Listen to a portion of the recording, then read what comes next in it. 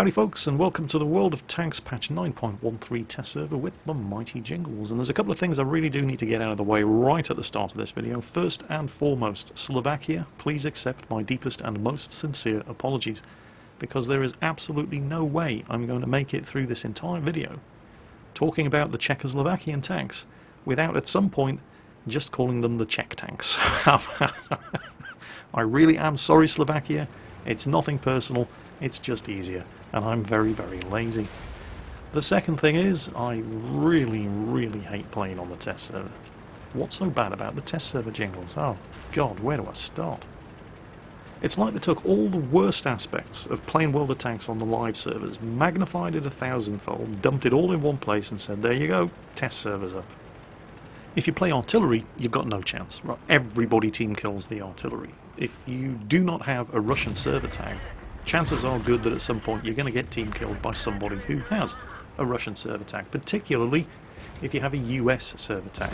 Canadians in particular are getting really sick and tired of being team killed because everybody in the Russian servers thinks they're American. I've actually seen people with US server tags right at the start of the match saying, Russians, I'm not American, please don't shoot me. Then of course if you're me, you also have to put up with the additional problem of being team killed just because you're somebody who puts videos up on YouTube.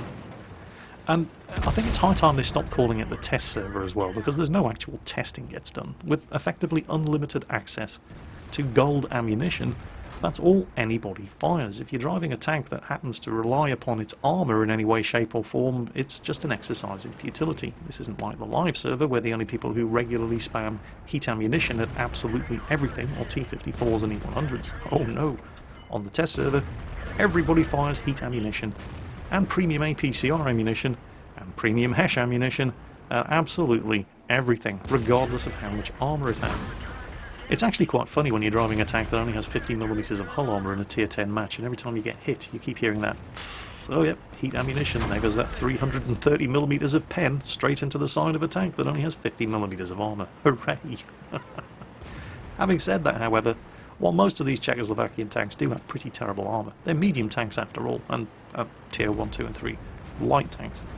Some of them, at the higher tiers, do have reasonably tough turrets, and it would be nice to be able to get some idea of how well you could fight a ridgeline of these things by only exposing the turret and getting yourself into a hull down position, but on the test server, it's a complete waste of time. You poke a ridgeline, turret exposed, bang, yep, there goes another 320 of my health. It's just... no. At most, you can make educated guesses. And so, bearing all of that in mind, what are these new Czechoslovakian tanks actually like? Well, they're not bad. And in some cases, they're pretty good. But they do have some limitations. Let's take a look at them. Starting at tier 1, you've got this thing. And I'm not going to dwell too much on the low tier vehicles because they're low tier vehicles and only professional seal clubbers and newbies drive them, but there was one thing that amused me greatly about the new Czech tier 1 light tank. It's only got 2 crew, a driver and a commander. And the commander is also the gunner, the loader and the radio operator. Look at that. The driver, all he does is drive the tank, the lazy bastard. But the poor commander, if you get the commander taken out in this tank, you may as well just give up. So, there's that. Also, if you're thinking that this tank kind of looks like a tractor with a metal garden shed stuck on top, you're right, because that's exactly what it is. These things were absolutely terrible, and they never saw combat, but they did at least provide the Czech armaments industry with some valuable tank building expertise, which they capitalised on to great success later on in the war. Moving up to tier 2, we have the light tank VZ35. Now, if you're looking at this thing and thinking that looks awfully like the Panzer 35T, you're exactly right, because the Panzer 35T was developed by Skoda in 1935 and saw service in the Czechoslovakian army as the light tank VZ35. It is, to all intents and purposes, the German Panzer 35T. They're almost the same tank, but not quite. There are some significant differences. For a start, the Czech version has a slightly better gun. It's got better penetration on its 37mm gun, even if the accuracy is slightly worse. While they both weigh the same, the Czech tank does not have as powerful an engine as the German version, and so the power-to-weight ratio and overall mobility is significantly worse. At tier 3 we've got pretty much the same deal. This is the Czech version of the Panzer 38T, although to be fair, the Panzer 38T was the German version of the light tank VZ38. This was developed for the Czechoslovakian army, but was mostly produced and used by the German army between 1939 and 1942. What's interesting about the Czech version, however, is it's a Tier 3 tank with an autoloader. It has a 37mm autoloading gun, which has 3 shots in the magazine, takes 1 second to fire each shot, and then only 5 seconds to reload the entire magazine. Mobility, however, is pretty bad. Despite the 42 km/h top speed, it only has a 140 horsepower engine, which results in a horsepower to weight ratio of less than 13 horsepower per ton. At Tier 4 we get the first of the Czech medium tanks, the ST-VZ39, and again mobility is, well, pretty mediocre with a pretty bad power to weight ratio, but it does get a pretty nice 47mm gun. 0.36 accuracy at Tier 4. There are Tier 8, 9 and 10 machines that wish they had that kind of accuracy. 24 rounds per minute is also very, very good. And the base standard armor-piercing ammunition has 86mm of penetration. This thing can actually kill Matildas with ease. In fact, with that kind of penetration, particularly the premium ammunition penetration of 132mm, which, let's face it, is the same as the penetration on the German 88mm gun, which we don't see until Tier 6. This is a Tier 4 tank that can actually stand up, provided it doesn't get shot at, against the ridiculously overpowered Japanese Tier 5 heavy, the OI Experimental. Finally, at Tier 5 with the Skoda T24, we really start to get the impression of what these Czech tanks are going to be like, with the exception of the Tier 6, but that's another matter entirely. They tend to be very, very big and blocky for medium tanks. You can quite clearly see that in the design of the Skoda T24. Although the Skoda T24 does have a lower profile, upgraded turret than some of the other Czech tanks, even if it does have that very distinctly German-looking commander's hatch on top. They tend to have pretty bad armour, powerful engines, and decent guns.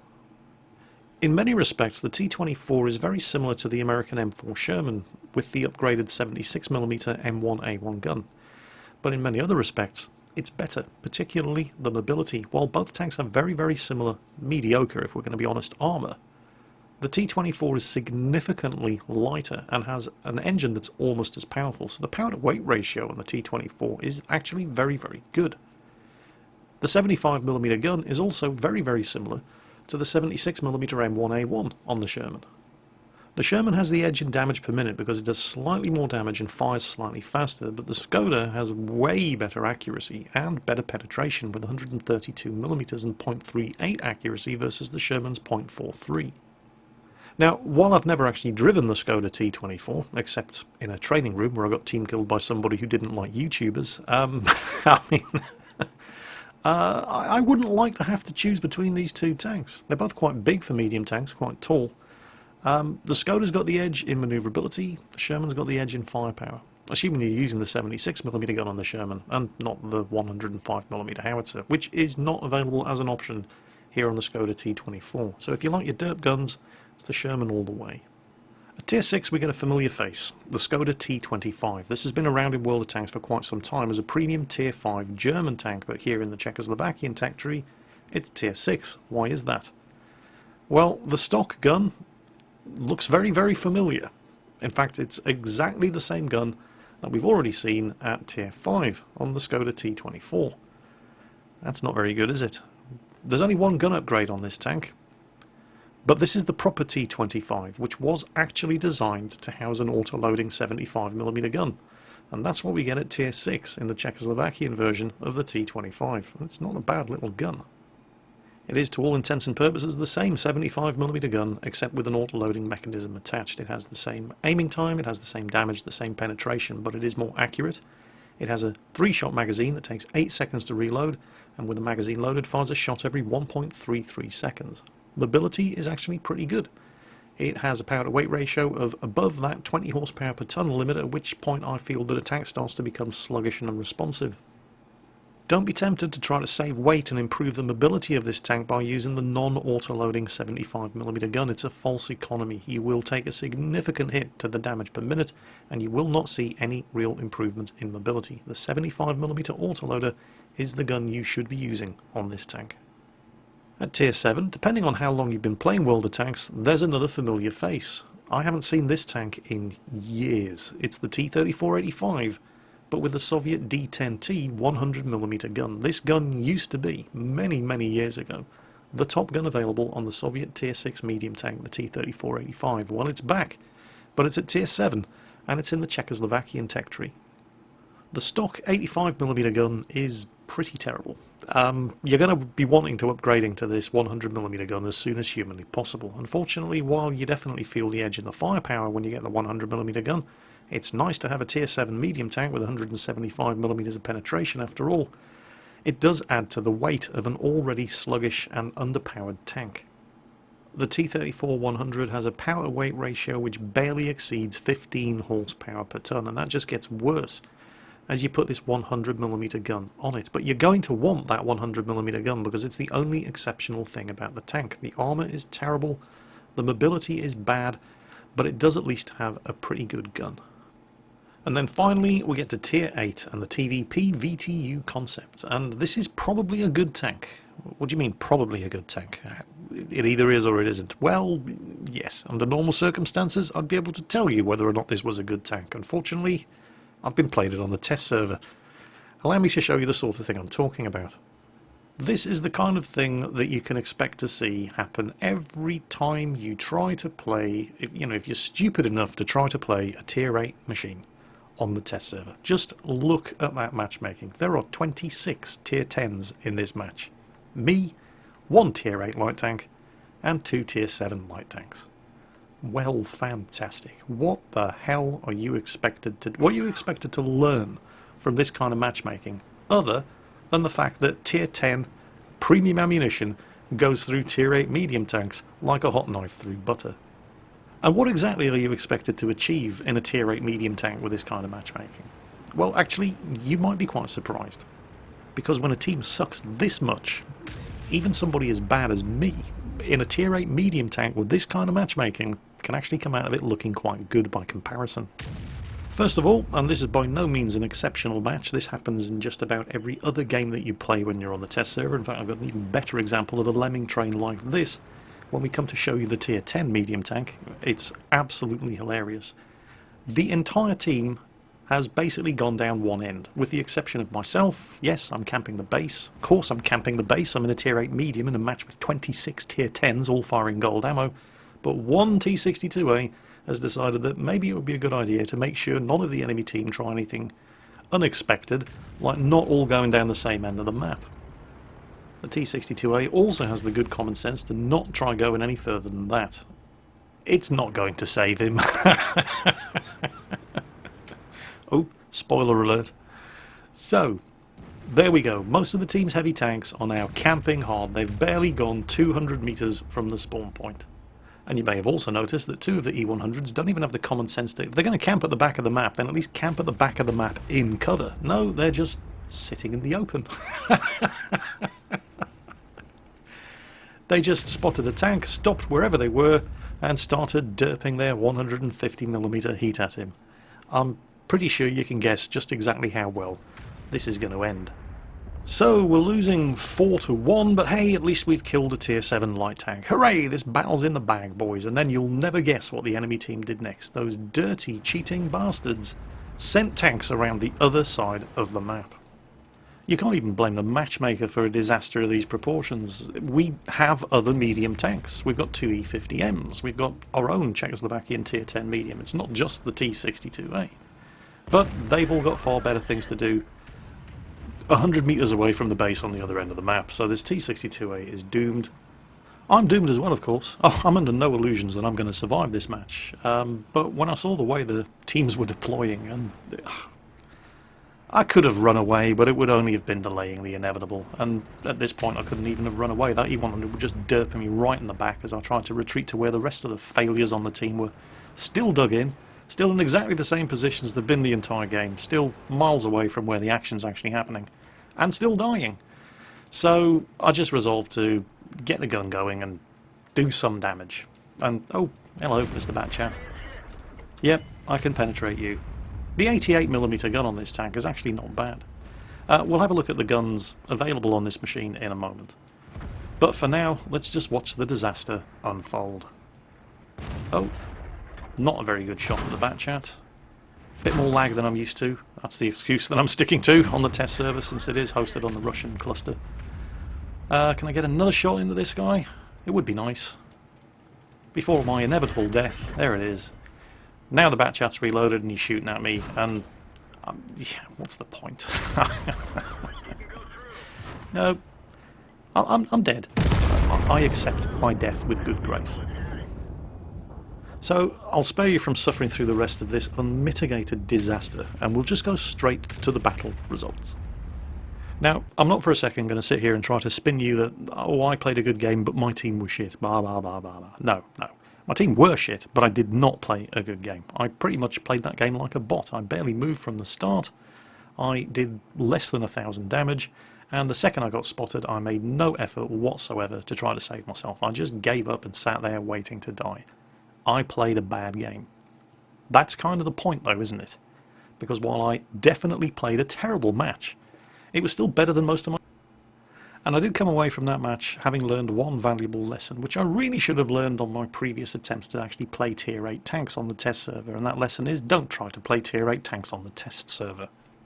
So, given that I unfortunately kept getting matches just like that one every time I tried to play this tank, there's not a great deal I can actually tell you about it other than what we know from looking at the numbers in the garage. So, what can I tell you about the TVP VTU concept, Tier 8 Czechoslovakian medium tank? In many ways it kind of reminds me of the E50, except at Tier 8. It's fast, it's got a powerful engine for its weight class, and it's got a very good gun.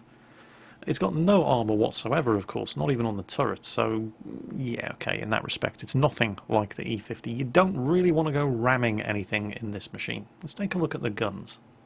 There are 4 guns available on this tank, but there's only one that you should be using. There's a stock 88, there's a 100mm upgrade, which is a good upgrade over the stock 88. There's another upgraded 88, and then there's a 105mm gun. The two 88mm guns, when you look at the stats, they do look very familiar, don't they? They almost look a lot like the German 88mm L56 and the German 88mm L60 guns, which we all know and love from the Tiger and the Tiger II, and the Jagdpanther for that matter. And there's a very, very good reason for this, because after the Second World War, Czechoslovakia suddenly found themselves in possession of a large quantity of German 88mm anti-aircraft guns, and that is exactly what these guns are. Actually, you know, come to think of it, comparing this thing to the E50 probably isn't the best comparison I could have made. Instead, we're going to compare it to the Panther II, because the Panther II also features pretty much the same gun. I realised I've just called it the L60, didn't I? No, it's the L71 version of the German 88mm gun, as featured on the Panther II. And the guns on the two tanks are very, very similar. There are some differences. In some respects the Czechoslovakian version is better, and in others the German is better. The Czech version has a slightly better rate of fire and a much better aiming time. It has an aiming time of 2 seconds versus the 2.7 seconds on the German gun. The German gun, however, wins on penetration. 203mm on the German gun versus the 194 on the Czech gun. There is no difference whatsoever between either tank's APCR premium ammunition or high explosive ammunition. Unfortunately for Czechoslovakia, the Germans win again when it comes to accuracy with .34 versus the Czechs' .37, but it's that 2-second aiming time that I really, really like, because when you're in a tank that has armour as poor as this, you really don't want to be hanging around pointing the gun at a target, especially if they're shooting back at you, and that can be the downfall of the Panther II with that 2.7 second aiming time. It means you really do have to stick around aiming at a target far longer than you'd like to, particularly if you're in a tier 9 or 10 match. Now, while it's definitely true that the Panther II also has better armour, I feel that armour, particularly when you consider that these tanks get into tier 9 and 10 games, the difference between the armour in the two tanks, it's not completely meaningless, but it's not nearly as important as mobility. And while the Panther II does have a 5 km/h better top speed than the VTU concept's 50 km/h, the VTU concept has got it where it counts in the engine department. It's got a much, much better power-to-weight ratio, almost 6 horsepower per tonne better than the 12.95 horsepower per tonne of the Panther II, and that makes a big difference. So with this tank you've got a machine that is broadly similar to the German Tier 8 Panther II, except that while the armour isn't as good, it's definitely got the edge in the mobility, and the gun performance between the two tanks with this 88mm gun is very, very similar. The Panther II has the edge in accuracy and a slight edge in penetration. but the VTU concept has a much better aiming time, which is particularly important when you're trying to take those snapshots against much bigger tanks in high tier matches. Hang on a minute, Jingles. What about the 105mm gun? No, there is no 105mm gun. What are you talking about? I quite clearly saw it just earlier when you were looking at the guns. No, really. You do not want to be using the 105mm gun on this tank. The 88 is where it's at, and I'll show you why. Here's the 105mm gun. It's got a lousy rate of fire. Its penetration is actually less than the 88. It's got more damage, 320 versus 240, but the accuracy is terrible, and it's got a worse aiming time. It's also a much heavier gun, and that's not an insignificant factor. So it's worse in all but one respect than the 88, but you may still be sitting there thinking, well, I don't know, I like guns with big alpha damage. Well, okay. But 320 alpha damage is nothing special at tier 8. And you give up far too much in order to get that increase in alpha damage. You give up DPM, and you give up maneuverability. Despite the higher alpha damage, the slower rate of fire means that the 105mm gun only has 1600 damage per minute. The 88 has over 2000. So to get that 320 alpha damage, you are not just giving up accuracy, penetration and aiming time, you're also giving up 400 damage per minute, and, because of the heavier weight of the gun, sacrificing 3 horsepower per ton worth of power to weight ratio. It is just not worth the extra damage. So, how about that tier 9 medium tank, the Skoda T50? This is not a bad tank. I do actually quite like it. There were a couple of things about it that took me by surprise at first. Most notably, look at the size of the thing. The hull is the same size as the hull of the E75. Okay, the turret isn't as big, but the hull is the same size as the hull of the E75, and this is a medium tank?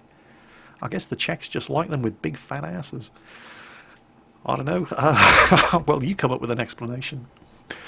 Anyway, yes, the tank did have a couple of nasty surprises for me, and that's mostly my fault, because I pretty much jumped into this tank without looking at the stats first, after playing the tier 10, because that's what you do first, isn't it? You play the tier 10 first, and then you have a look at the others. Well, both the tier 9 and the tier 10 Czechoslovakian medium tanks are autoloaders, and they both share this 100mm autoloader, but there is a very significant difference between the guns on the two tanks. And it's something that caught me completely by surprise because I played the tier 10 before I played the tier 9.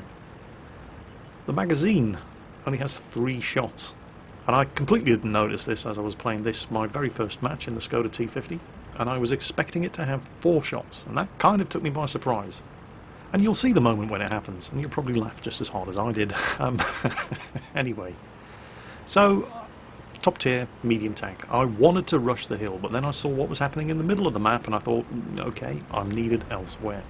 The only problem is when you're in this location on Prokhorovka, if your team do not control the hill, the tanks down here are very vulnerable to fire from the top of the hill. So I'm taking an awful chance here, and here's the 3-shot autoloader right into the side of the turret, heavily angled side of the turret by the way, of an E75. Both shots that hit, one missed, penetrated. And this is where I'm thinking, where's my 4th shot gone? I'm trying to shoot the Jagdpanther 2 and it's just not happening. And this is where I realised, right, this tank only has a 3-shot magazine compared to the 4-shot magazine on the tier 10. And that's where I got my other nasty surprise. Despite the fact that this tank only loads 3 shots, it has exactly the same reload as the tier 10. Around about 22 seconds, which isn't too bad. But that makes this tank a very specialised machine, because even if you hit and penetrate and do your average listed damage of 320 per shot, you can only realistically expect to do 960 damage before you're empty for the next 22 seconds. And that was my email alert, by the way, not yours. Sorry about that. You can take a lot of damage in 22 seconds if you get yourself caught out in this machine on the reload. Your armour will not save you. This tank has 65mm of hull armour. Yeah, that's bad. The turret front is 120mm, which again is not good. And it's not that well sloped or rounded either.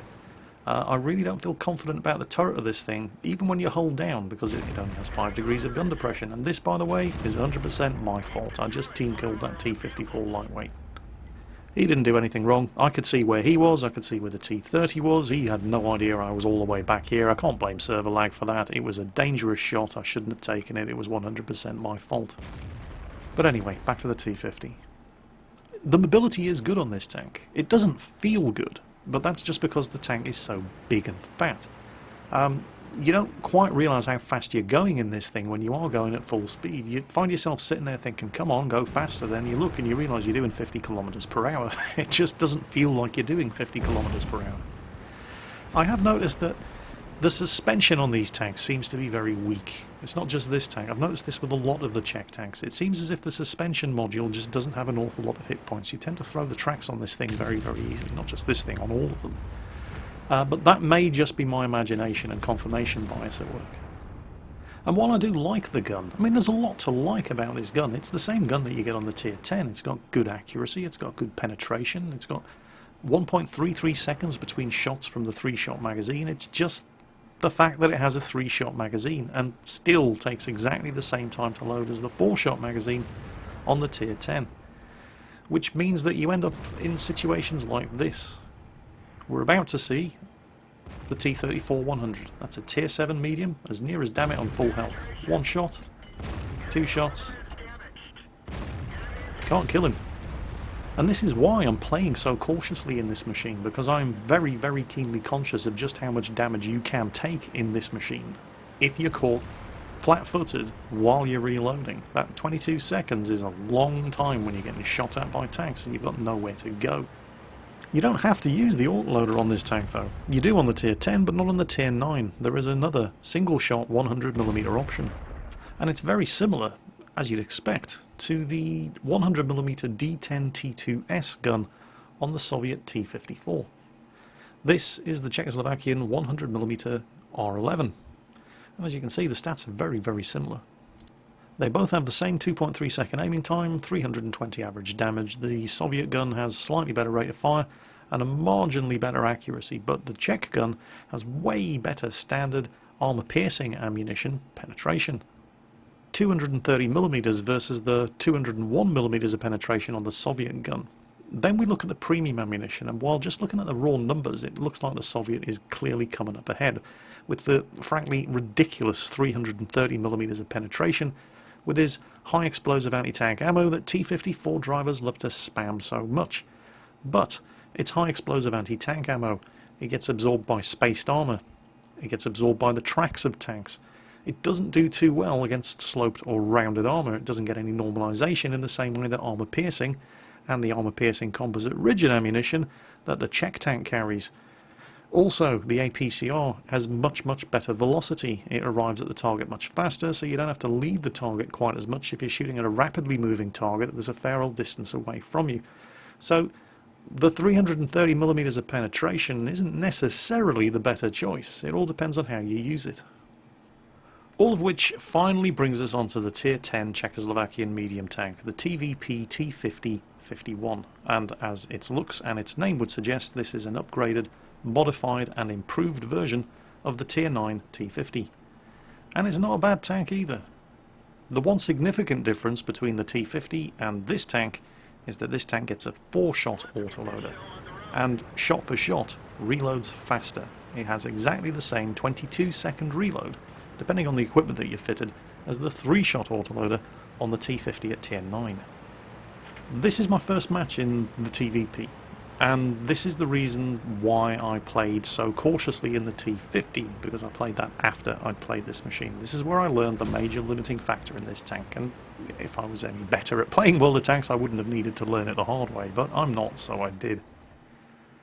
We're here on the Arctic map, and it's another classic test server lemming train, so I'm not going any further forward than this, but I will pop out to take some shots at this FV4005.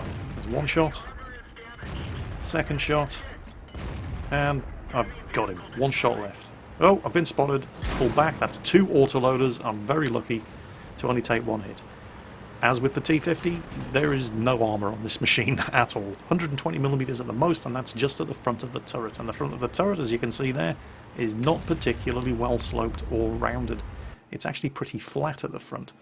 So, as in the T50, you can't afford to go getting shot at in this machine.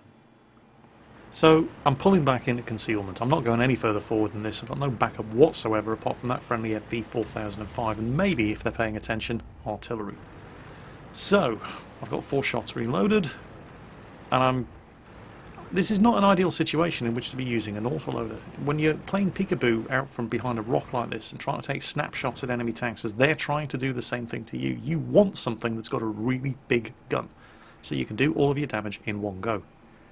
This does not have a really big gun. It's a 100mm gun, very similar to the 100mm guns on the Soviet Tier 10 mediums, except it's an autoloader. 320 damage per shot, and as you've already seen, the armour is absolutely terrible. It's got a very good aiming time, however, and we're going to have to use that to snap these shots off and then get back into concealment. Unless, of course, whoever you're shooting at is trying to get the hell out of there rather than standing and shooting back. First shot, low damage roll. Second shot, missed. Wouldn't have killed him anyway. Now, I know that guy that I was shooting at has a 410 metre view range, because I have a 410 metre view range, and that's why that 50B popped out, and that's why I pulled back, because I'm almost sure, just as I finish this guy off, third shot tracks him, fourth shot kills him, positive that I was spotted when I took my first 2 shots at that enemy TVP, and that's why the 50B came out, and that's why I didn't hang around, because I fired through the bushes, gave my position away. Don't have 6th sense on this thing, it's a brand new tank, but I know I got spotted. Did not hang around to confirm it by taking even more unnecessary damage from a French Tier 10 heavy tank. My ammunition is now reloaded. I've got 4 shots ready to go. We know there's a Centurion Action 10 up there, and that is a very, very good Tier 10 medium tank. I absolutely adore mine. The 4005, well, we've killed 2 enemy Tier 10s. We're not doing too badly at this stage, so let's go for it. There's the Leopard.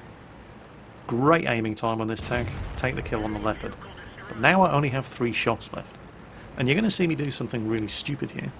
And this is how I learned the hard way what the limitations of this tank are. If I was on full health, and if I had all 4 shots in my magazine, I could probably just have survived what you're about to see me doing. But as it is, I'm dead already. I just don't know it. That's as near as full health Centurion Action 10. I'm not on full health. I only have 3 shots. Just watch the numbers. I catch him completely flat-footed. He has no idea I'm here until I start shooting at him, and I'm able to empty my magazine into him before he can get his first shot off. In fact, if I'd had 4 shots, I would have probably hit him with the 4th shot at the same time as he hit me with his first. But now, I'm reloading. I have no backup, and I am completely at his mercy. If I'd started this fight on full health, I'm pretty sure I could have beaten him. But I didn't. And so I've got no chance whatsoever. And there he is. He's now a 2-shot kill. At the point where he finished me off, my magazine had just reloaded. If I'd been on full health when I started that fight, I could have survived his final shot and in 1.33 seconds pumped another 2 shots into him, and he would be dead and I wouldn't. But I would be a 1-shot kill for anybody for the rest of the match. So, the lesson here is that the TVP is capable of solo killing a full health without support Tier 10 medium tank. However, there are a certain number of conditions that you must fulfill. 1, you have to be on full health. 2, you have to be able to empty your magazine into him before he can turn around and put his first shot into you. If either of those conditions do not apply, do not get into that fight. You will lose.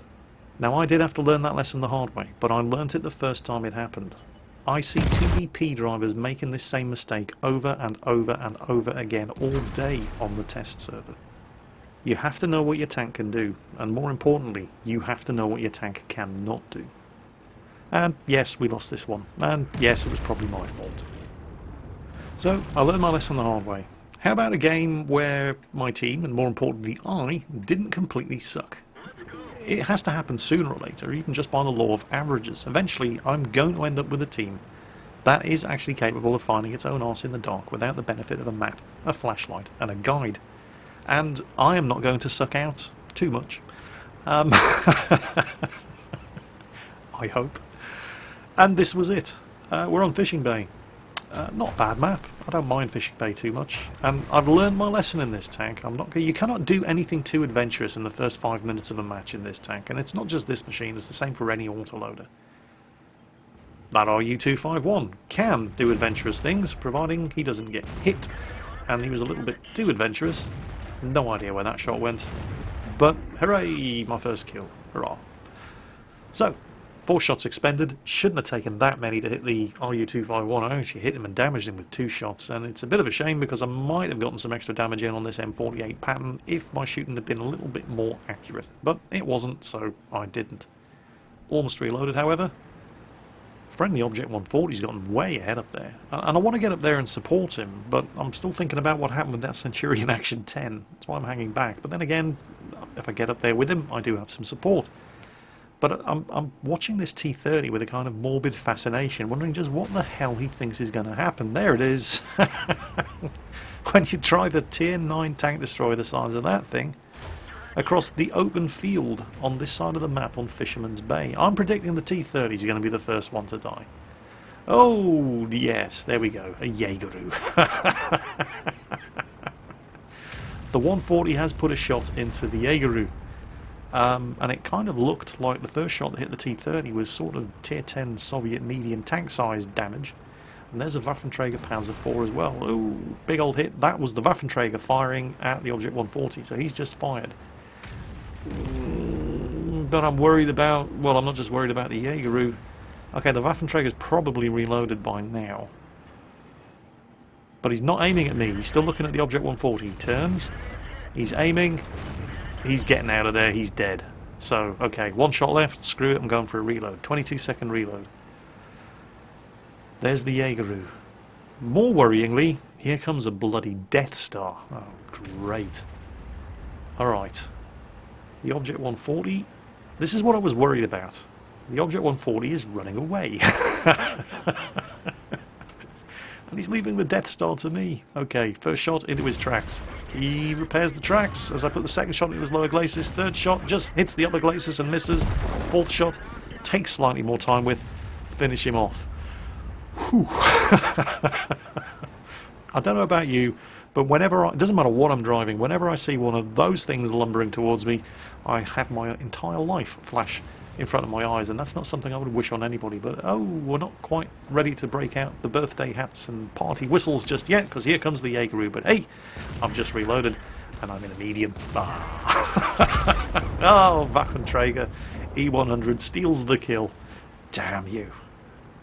Oh, I'll tell you what, it was really nice to finally get into a match where the enemy were the ones making all the mistakes.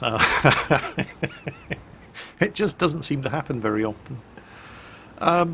But yes, you can see the difference straight away. You cannot afford to get adventurous in this machine. You just don't have the firepower, and you certainly don't have the armour or the health to take the kind of punishment that you will take if you bite off more than you can chew in this machine.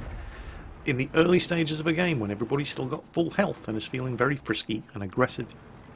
This machine doesn't look anything, aside from that big fat ass. I can't get over how big these tanks are. They're kind of like the Lorraine, which is huge for a medium.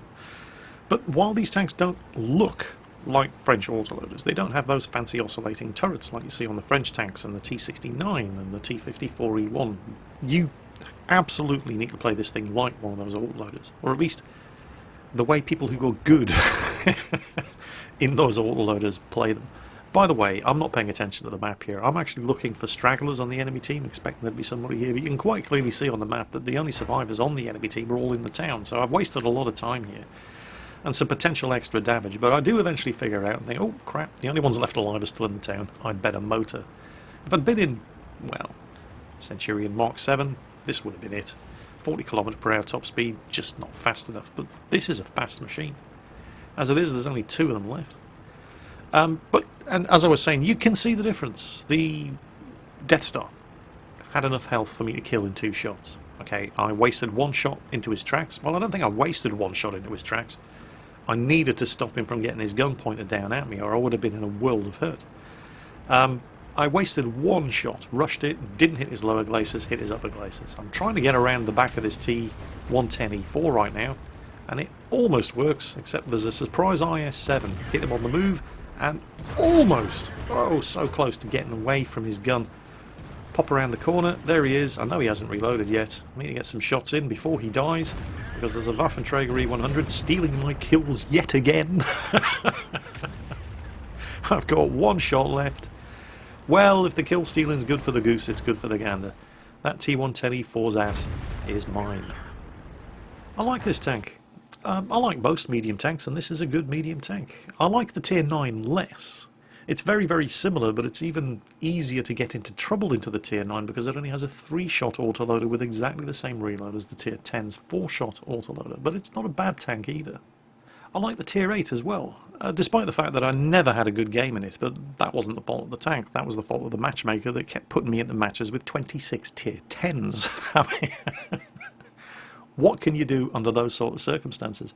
But the Tier 8 is a good machine, as long as you use the 88mm gun and not the 105. But I'm sure the 105 is going to have its fans as well. Some people just like doing all their damage in one shot, regardless of the limitations otherwise of the gun. The rest of the tanks, I'm not too sure. I appreciate that we've seen a lot of these Czech tanks before in the German tech tree. The Panzer 35T, the Panzer 38T, the Skoda T25 has been around as a premium tank for a while. But they have at least tried to make the effort to ensure that these Czechoslovakian incarnations of the tanks are sufficiently different from the existing German versions of the tanks that we're not just seeing the same thing over and over again.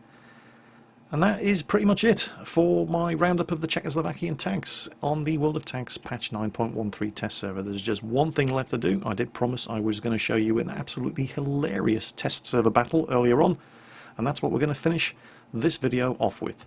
Strap yourselves in, bath bags at the ready, get ready for some test server madness. We've all seen those replays. I heard people complaining about those matches where the entire team lemming trained down one flank, and usually they're exaggerating a little bit. It's usually the entire team except for maybe 1 or 2 people who headed down the other flank and then realised screw this and turned around and fell back to defend the base. It's very, very rarely. I don't think I've ever actually seen a situation where quite literally the entire team all goes in exactly the same direction. Of course, the first time it had to be on the test server, didn't it? Here they go, the blind leading the blind. Well, actually, that's not strictly fair. I suppose technically you could say that one of those heavy tanks started to drive down the middle of the map, which wouldn't have been the brightest decision either, and then realised, actually, no, screw this, and he's fallen back and coming the same way as everybody else. Look at this team. Look where we all are. I hadn't actually realised at this point until this happened, and I just ran into this traffic jam of tanks coming up from behind me. I thought, what? And then I looked at the map. You have got to be kidding. No way. Well, screw it, I'm not going back. I mean, no chance. I'll die for nothing. Often, if the entire team is making a mistake, sometimes it's best if you all make the mistake together. This was not one of those times. Oh, hell no. This is a classic textbook definition of a lemming train. A lot of the time you see people saying, well, if the lemming train just keeps going, it's a good tactic. Yeah, but lemming trains don't keep going. That's why they're lemming trains. Lemming trains stop and dig in at the first sight of an enemy tank. And that's exactly what they're all doing here. We outnumber the guys in front of us by 2 to 1, but nobody's pushing. They're all digging in, building bunkers, and it's hands to camping stations. I'm almost reloaded here, and that's when I spot one of the Czech Tier 10s heading back, and I think, well, alright, because we're going to get capped any second now. I'm not going back alone. There's the cap, but if he's going back, I'll go back with him. What's this guy doing? He's AFK. Oh, great. We're absolutely caning the enemy team here, but we're going to lose unless somebody steps up, goes back, and basically throws their tank away in order to defend the cap. So it's me and Muggins in the other Czech Tier 10 medium, and I'm just glad he's ahead of me because that means he's going to get the good news before I do, and I might survive this. There's one shot. He's managed to get some resets off. I need to hit somebody. Oh, wow, he got ammo-racked. Okay, that means they've probably got some shots left for me, and they do. Come on. Come on. Bingo. Reset them all. Ram. did some more damage, threw my tank away, but now we can win the match. Well, you'd think so, wouldn't you? And you'd be wrong. Look at this. Look at these guys. From this point, only 2 other tanks went back to reset, and of the 4 tanks on the enemy team, 3 of them are in our cap circle. But going back and winning the match was just too much for these campers. Unbelievable. What am I talking about? This is World of Tanks. It's World of Tanks on the test server. It's even worse. It's completely believable. Yep, we lost this one as well. That's it for today, folks. Have a good weekend, and I'll see you on Monday.